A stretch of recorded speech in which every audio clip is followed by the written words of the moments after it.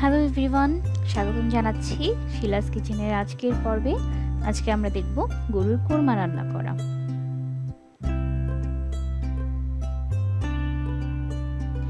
আপনারা যদি শিলাস কিচেনে নতুন হয়ে থাকেন তাহলে অবশ্যই আমার চ্যানেলটিকে সাবস্ক্রাইব করে বেল আইকনটিতে ক্লিক করে নেবেন। আমি এখানে 1 কেজি পরিমাণে গরুর মাংসকে কেটে ধুয়ে নিয়েছি এবং 3 থেকে 4টি মাঝারি সাইজের আলুকে কিউব করে কেটে ডুবো তেলে ভেজে নিচ্ছি। এখানে আমি আলুর সাথে অন্য কোনো মশলা দিইনি। লাইট গোল্ডেন কালার আসা পর্যন্ত আলুগুলোকে আমি ভালোভাবে ভেজে নিচ্ছি এবং একটি বাটিতে উঠিয়ে নিচ্ছি ভাজার পরে। এবার এই ডুবো তেলে আমি 1 কাপ পরিমাণে পেঁয়াজকে বেরেস্তা করে নেব। পেঁয়াজ বেরেস্তা করার একটি টিপস হচ্ছে, মুচমুচে বেরেস্তা করার জন্য এর ভেতরে আপনাকে দিতে হবে কিছু পরিমাণে চিনি। আমি আমার এখানে 1 চা চামচ পরিমাণে চিনি দিয়ে দিচ্ছি।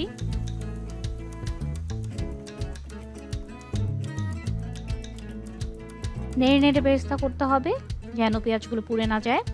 আমার বেরেস্তা করা হয়ে গিয়েছে, দেখতে পাচ্ছেন। আমি এখন পেঁয়াজগুলোকে একটি বাটিতে উঠিয়ে নিচ্ছি। এবার আমি গরুর কোরমার জন্য একটি পেস্ট তৈরি করে নেব, যার জন্য আমি রসুন বাটা দিচ্ছি 3 চা চামচ পরিমাণ। এর মধ্যে দেব আদা বাটা 2 চা চামচ পরিমাণ,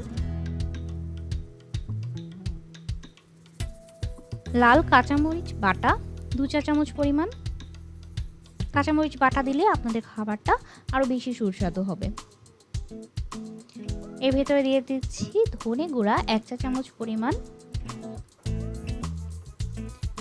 সাদা গোলমরিচের গুঁড়া 1/2 চা চামচ পরিমাণ এবং তার সাথে জয়ফল এবং জয়ত্রী গুঁড়া সামান্য পরিমাণে। এবার আমি ভালোভাবে মশলাগুলোকে সামান্য একটু পানি মিক্স করে একটি সুন্দর পেস্ট তৈরি করে নেব। এটা আমরা রান্নার ভিতরে ব্যবহার করব। আমার পেস্ট রেডি হয়ে গেল। এবার আমি একটি ব্লেন্ডারে আমার বেরেস্তা করে রাখা পেঁয়াজগুলো এবং তার সাথে কিছু পরিমাণ টক দই দিয়ে ব্লেন্ড করে নেব। সামান্য পরিমাণে বেরেস্তা আমি উঠিয়ে রেখেছি। এবার একটি প্রেসার কুকারে আমি তেল দিয়ে নিচ্ছি। এখানে আমি সরিষার তেল ব্যবহার করছি 4 টেবিল চামচ পরিমাণ, তবে আপনারা চাইলে সয়াবিন তেল ব্যবহার করতে পারেন।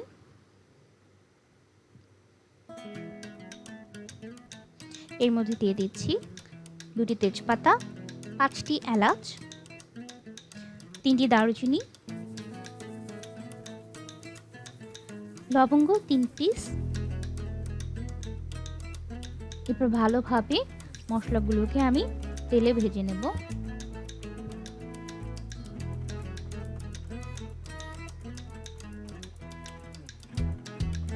এর মধ্যে এখন দিয়ে দেব 1 কাপ পরিমাণে কুচি করে রাখা পেঁয়াজ,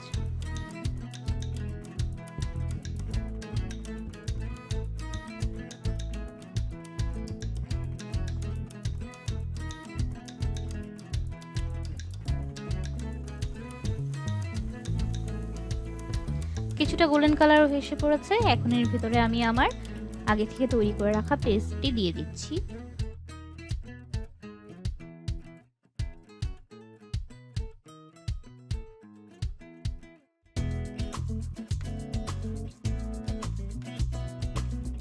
আমি এখানে সাদা কোরমা রান্না করছি, তাই এখানে আমি হলুদের গুঁড়া ব্যবহার করিনি।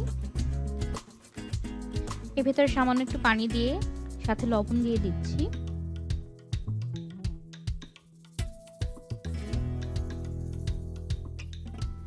এবার আমি একটা সিটি ওঠা পর্যন্ত প্রেসার কুকারটিকে ঢেকে দেব এবং একটা সিটি হওয়ার পরে এটাকে খুলে ভালোভাবে নেড়ে দেব। এর ভেতরে কিছু পরিমাণে আমি আবার তেল দিয়ে দিচ্ছি।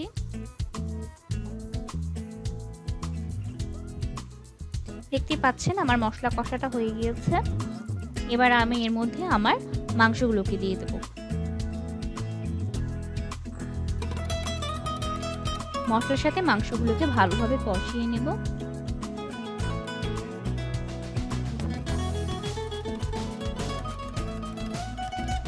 এবার মাংস থেকে যে পানিটা বের হবে সেটা দিয়ে মাংসটাকে কষিয়ে নেব। এর জন্য আমি এটাকে ঢেকে দিচ্ছি।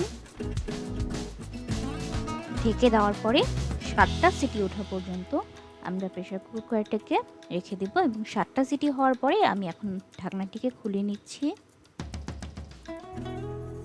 আমার মাংস কষানো হয়ে গিয়েছে, কিন্তু মাংসটি এখনো সিদ্ধ হয়নি। এবার আমি আমার আগে থেকে ভেজে রাখা আলুর সাথে সামান্য পরিমাণে পানি দিয়ে দেব, দিয়ে ভালোভাবে মাংসের সাথে মিশিয়ে নিব। এখানে আমি গরম পানি ব্যবহার করছি। মাংসের ভিতরে পানি দিলে সেটাকে সবসময় গরম পানি ব্যবহার করতে হবে, না হয় মাংস শক্ত হয়ে যাবে।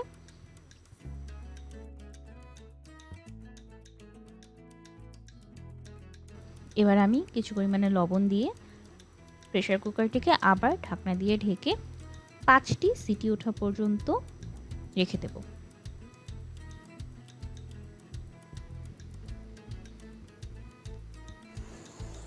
দেখতেই পাচ্ছেন আমার মাংসটি হয়ে এসেছে। এ পর্যায়ে এর ভেতরে এখন আমি আমার ব্লেন্ড করে রাখা পেঁয়াজ বেরেস্তা আর টক দইটা দিয়ে দেব।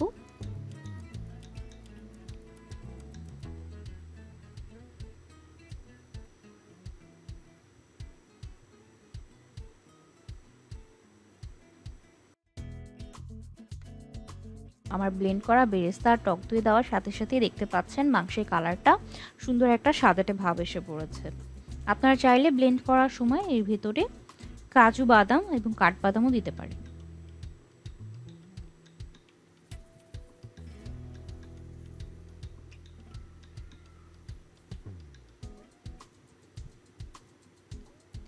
এবার আমি আরও 2টি সিটি ওঠা পর্যন্ত মাংসটিকে রান্না করব। আমার মাংসটি হয়ে এসেছে। এর ভেতরে এখন আমি দিয়ে দেব রাঁধুনি গরম মশলা গুঁড়া। আপনারা যে কোনো গরম মশলা গুঁড়া ব্যবহার করতে পারেন 1 চা চামচ পরিমাণ, এবং কিছু পরিমাণে জিরা গুঁড়া।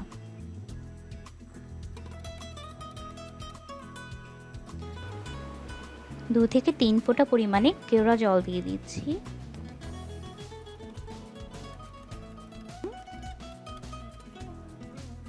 এবার আমি সামান্য পরিমাণে পেঁয়াজ বেরেস্তা, যেটা প্রথমেই উঠিয়ে রেখেছিলাম, সেটাও দিয়ে দিচ্ছি।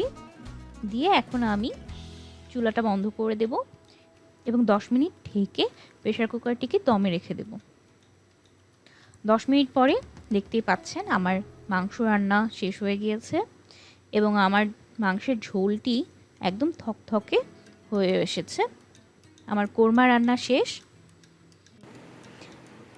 এবার আমি একটি সার্ভিং বোলে কোরমাটিকে উঠিয়ে নেব। আপনারা অবশ্যই আমার গরুর কোরমার রেসিপিটি ট্রাই করবেন এবং আমাকে কমেন্ট সেকশনে জানাবেন আপনাদের আমার রেসিপিটি কেমন লাগলো। ধন্যবাদ।